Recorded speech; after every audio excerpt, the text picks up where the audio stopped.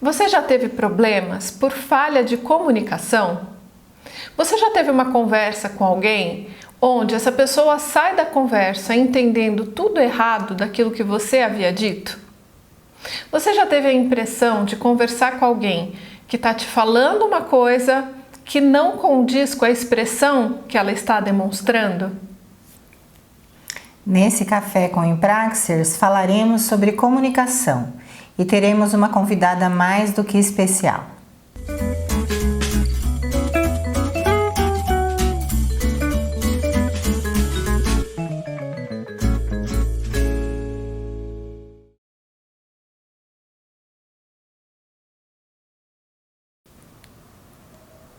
Olá, seja muito bem-vinda, seja muito bem-vindo a mais um Café com Impraxers. Eu te convido a se inscrever no nosso canal. Acione também o sininho para receber as notificações sobre os novos vídeos que surgirão no canal. Então, Gabi, o que é comunicação interpessoal? A comunicação, ela é a base da relação humana. A gente precisa saber se comunicar para a gente conseguir se relacionar. Mas muitas vezes nós damos ênfase apenas para a comunicação verbal, aquela que a gente fala, aquela que a gente escreve. E a gente esquece de uma riqueza, de uma preciosidade, que é prestar atenção na comunicação não verbal. A comunicação não verbal, ela vai complementar ou ela vai contradizer a comunicação verbal, aquilo que a gente está dizendo. Quantas vezes a gente pergunta para uma pessoa, por exemplo, "Oi, tá tudo bem?" E a pessoa responde, tá tudo bem. Ela tá falando que tá tudo bem, mas o tom de voz, a entonação, a postura, a expressão facial diz completamente ao contrário. E a comunicação não verbal, ela também pode substituir a comunicação verbal. Você já teve alguma experiência em que a pessoa sem falar nada te comunicou, te passou alguma mensagem? Aconteceu recentemente, na verdade. Nós estávamos participando de um curso de formação e durante o curso, a gente fazendo networking, inclusive com outras pessoas, a pessoa que parecia que tinha a coisa mais importante para oferecer para a nossa empresa, acabou sentando do meu lado num determinado período do curso e ela se posicionou de costas para mim, né? Então, quem estava dando o curso estava na frente, né? E ela ficou sentada ao meu lado, só que de costas para mim. Virando assim? Aí, mostra. Exato. Cruzou as pernas. Cruzou as pernas para lá. Então, essa postura me incomodou profundamente, porque eu fiquei olhando como se fosse uma forma, né, de demonstrar que ela não queria ter contato visual comigo ou qualquer coisa assim. E eu cheguei até a questioná-la, né, se eu tinha falado ou feito alguma coisa, né, que tinha ofendido. E ela negou, não aconteceu nada, imagina.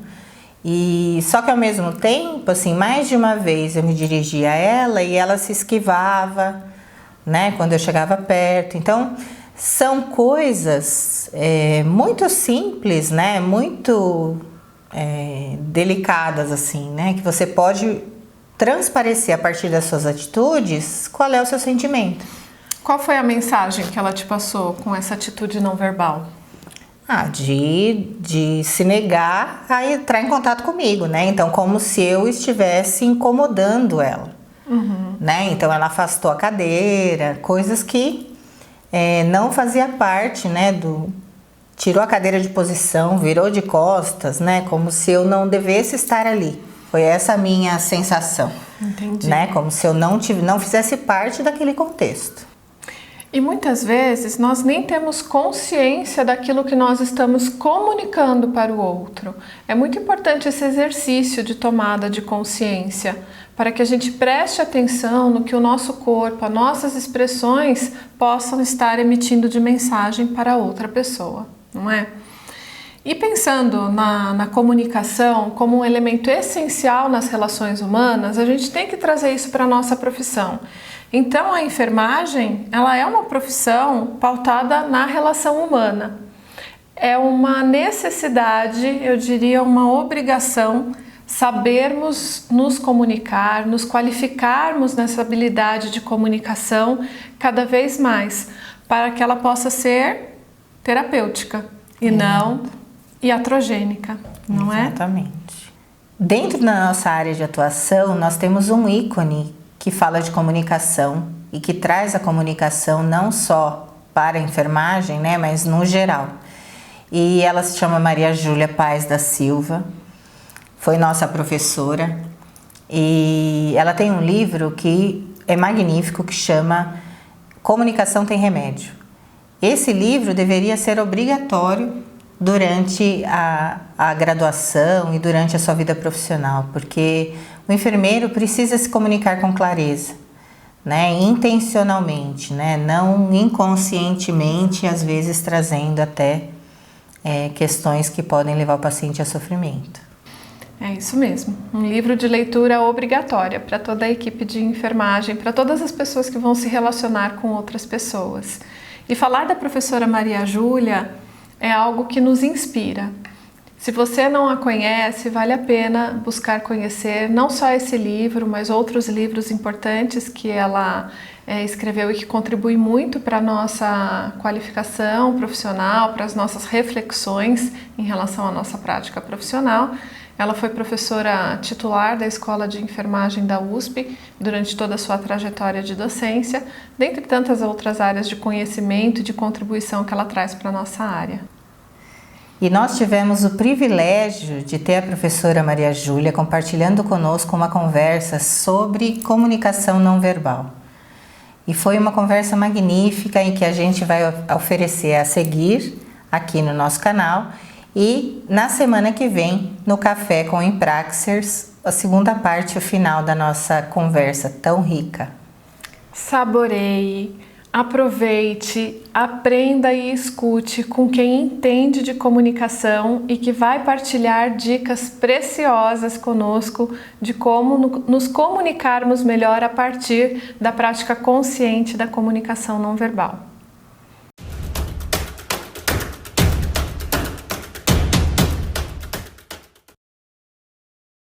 Bom dia!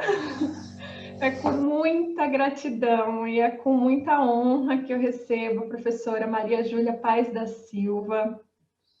E eu quero apresentá-la como um ser humano incrível, que sempre deixa rastros de luz por onde passa, e que é enfermeira de formação, mestre, doutora, livre-docente pela Escola de Enfermagem da USP.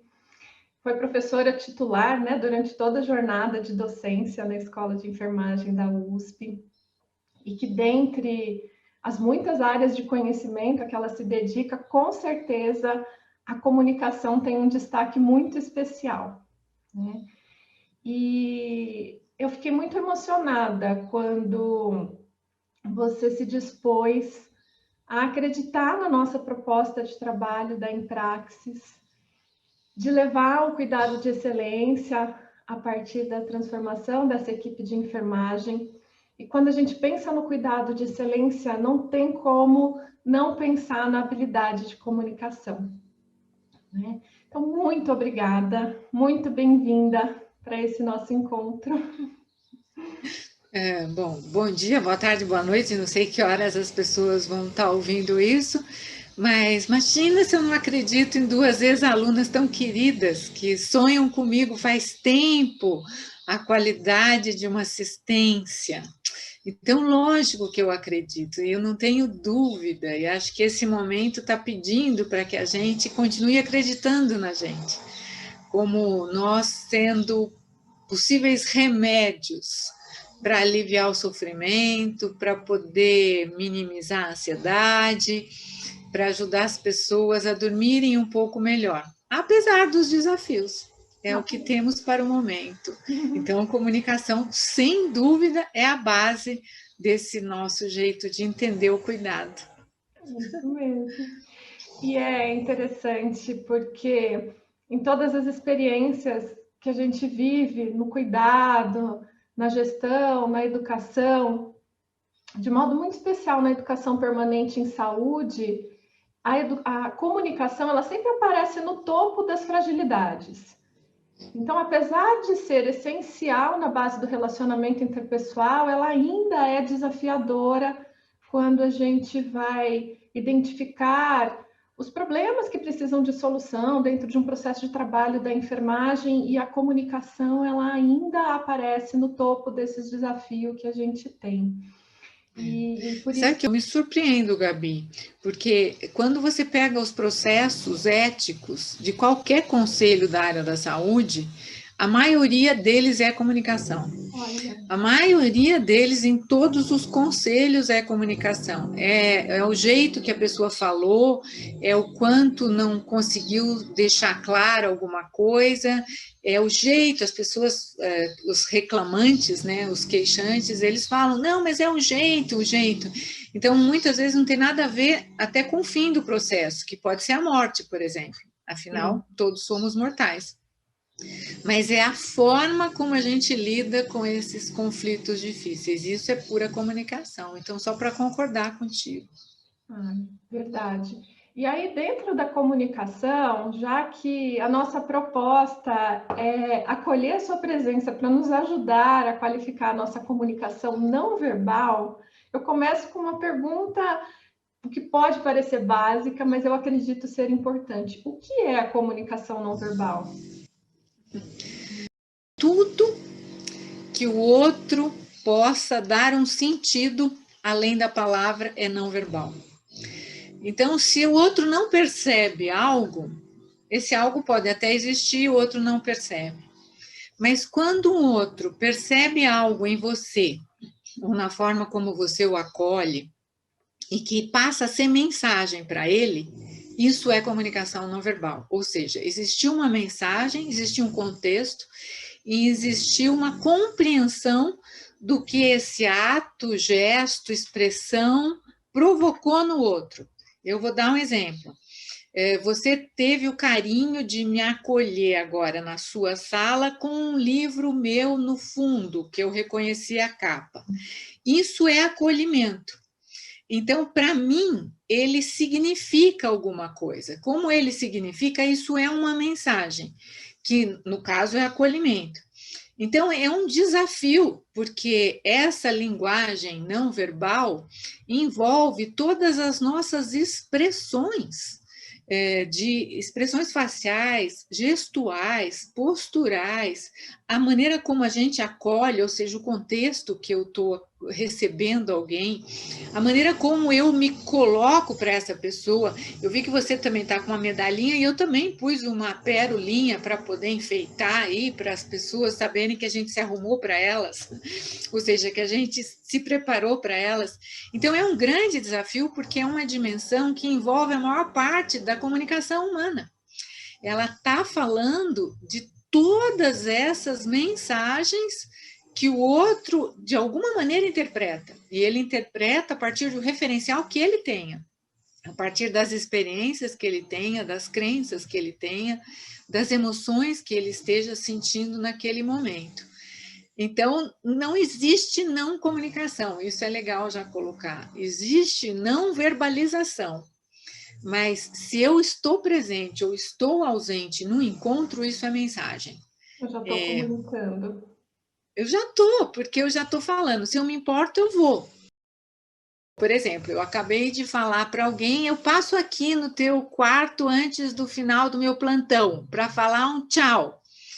E se eu não faço isso, por N razões, na cabeça de uma pessoa que não está firme, ou seja, enferma, não firme, ele vai falar, ela não gosta de mim, ela se esqueceu de mim, ela não me ama mais, essas coisas todas que alguém que não está firme possa interpretar.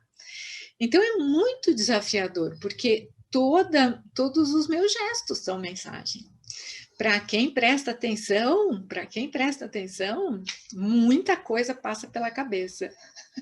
Importante que eu não me esqueço, eu já perdi as contas de quantos anos atrás, mas que eu aprendi com você e aprendi naquele livro que eu comentava com você antes da gente começar, A Comunicação Tem Remédio, algo que chama muita atenção, chamou a atenção inclusive da pessoa que fez o prefácio do seu livro, o Léo Pessini, que só 7% daquilo que a gente pensa, a gente verbaliza em palavras, que todo o restante está relacionado com o nosso não verbal, não é?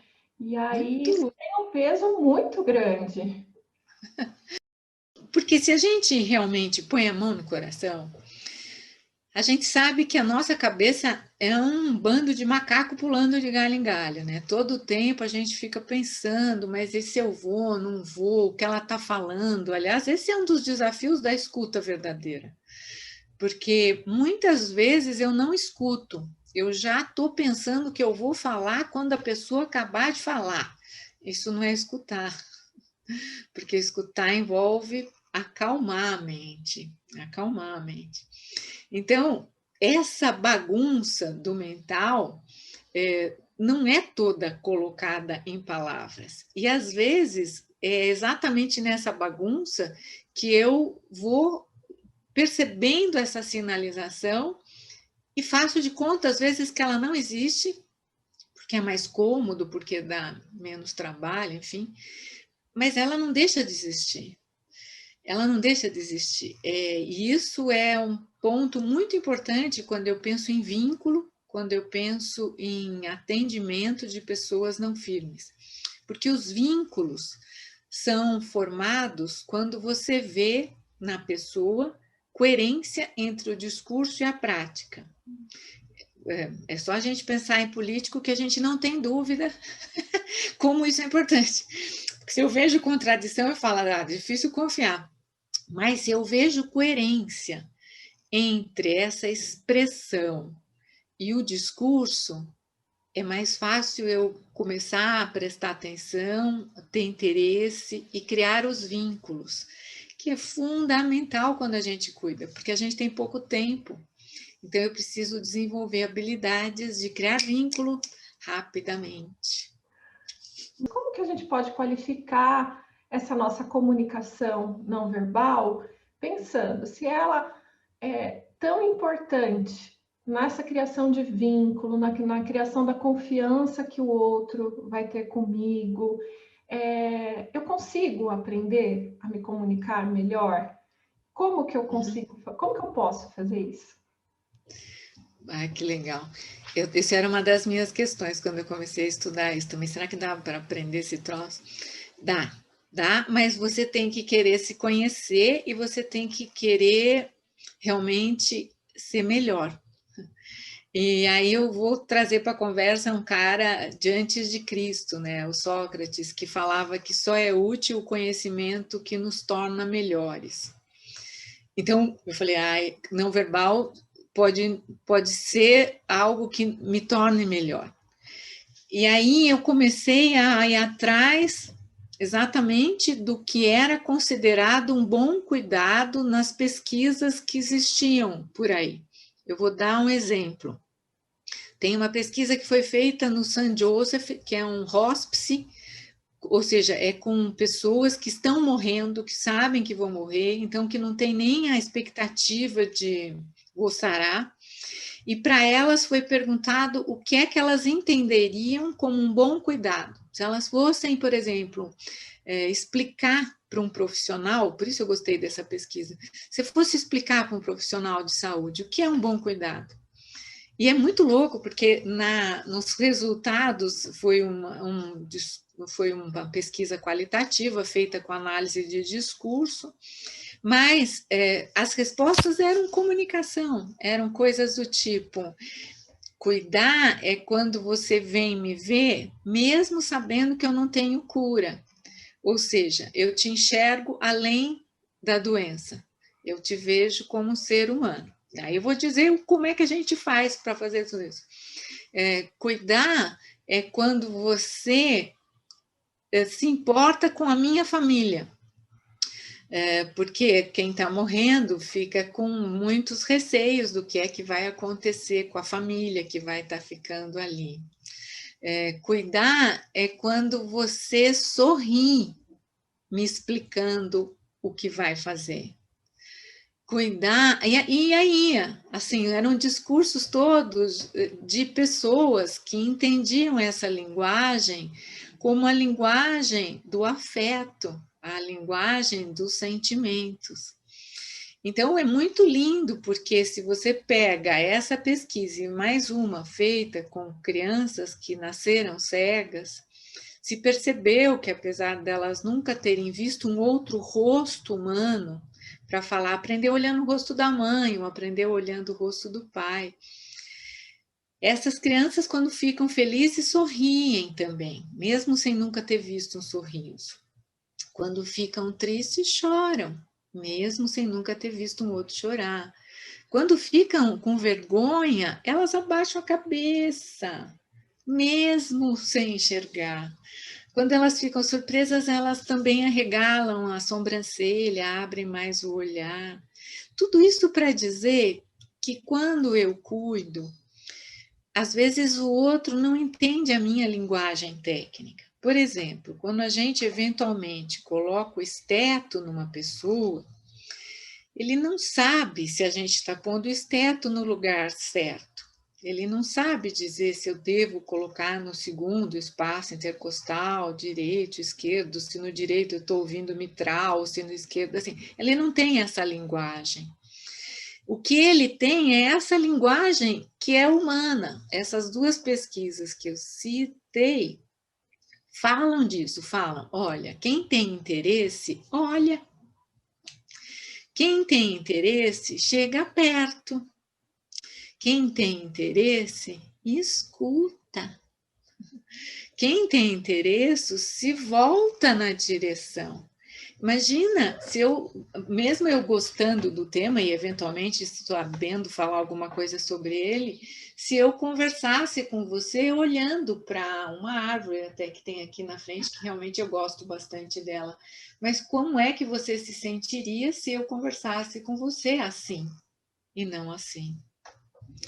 Então, obviamente, faz diferença se quando eu me aproximo de uma pessoa, eu olho primeiro para ela, e depois, eventualmente, para o soro, para o monitor, para a sonda, para o que for necessário eu olhar também. Mas eu olhar primeiro para a pessoa. E mais, eu faço o vínculo e depois falo, bom, agora vou começar a fazer tudo o que eu preciso fazer. Mas o vínculo, a relação está criada. Então, quando a gente pensa nessa dimensão, você está falando da importância de eu me lembrar que é principalmente no rosto que a gente mostra as emoções e que é, então, no rosto que eu posso mostrar interesse, que eu posso mostrar alegria, que eu posso, muitas vezes, mostrar compreensão. Quando, por exemplo, é o que você está fazendo agora, sem nem ter consciência. Quando você usa o meneio positivo da cabeça, você está dizendo, estou ouvindo, estou atenta. E uma dica super importante é, ouvir não é concordar, é compreender. Então, eu escuto para compreender. Depois eu decido se eu concordo ou não concordo. Mas se eu não compreender, eu não cuido. Eu não cuido.